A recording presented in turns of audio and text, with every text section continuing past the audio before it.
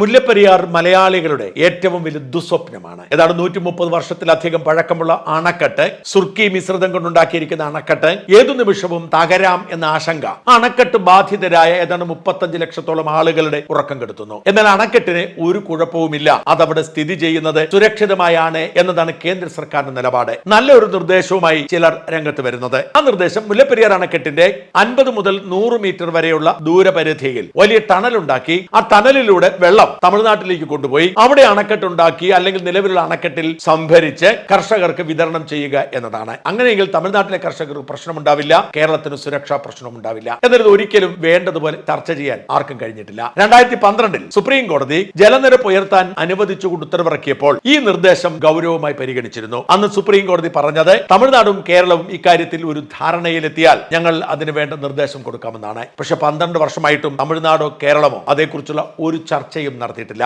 അതിനിടയിലാണ് സുപ്രധാനമായ രേഖ ഇപ്പോൾ പുറത്തേക്ക് വരുന്നത്. കേന്ദ്ര ജലവിഭവശേഷി മന്ത്രാലയം മുല്ലപ്പെരിയാർ ടണൽ സമരസമിതിക്ക് ഒരു കത്തയച്ചിരിക്കുന്നു. തമിഴ്നാടും കേരളവും തമ്മിൽ യോജിച്ചാൽ ടണൽ ഉണ്ടാക്കാനുള്ള സാങ്കേതിക സൗകര്യങ്ങളും ചെലവുമൊക്കെ ഞങ്ങൾ വഹിക്കാം. കേരളത്തിലെ ജനങ്ങൾക്ക് സുരക്ഷയും തമിഴ്നാട്ടിലെ ജനങ്ങൾക്ക് വെള്ളവും എന്ന ഫോർമുല ഞങ്ങൾ നടപ്പിലാക്കാം എന്ന് പറഞ്ഞുകൊണ്ടുള്ള കത്താണ്. ഇത് മുല്ലപ്പെരിയാർ പ്രശ്നം ആത്മാർത്ഥമായി പരിഹരിക്കാൻ ആഗ്രഹിക്കുന്നവർക്കുള്ള ശുഭവാർത്തയാണ്. എങ്ങനെയെങ്കിലുമൊക്കെ എന്തെങ്കിലുമൊക്കെ ചൂണ്ടിക്കാട്ടി പ്രശ്നം വഷളാക്കി നിർത്താൻ ആഗ്രഹിക്കുന്നവർക്ക് ഇതൊരു പരിഹാരമായി തോന്നിയെന്ന് വരില്ല. എന്നാൽ പ്രശ്നം പരിഹരിക്കണം, തമിഴ്നാടിന് വെള്ളം കിട്ടണം, കേരളത്തിന് സുരക്ഷ വേണം എന്നുള്ളവരുടെ മുമ്പിലുള്ള ഏക വഴിയായി അത് മാറുകയാണ്.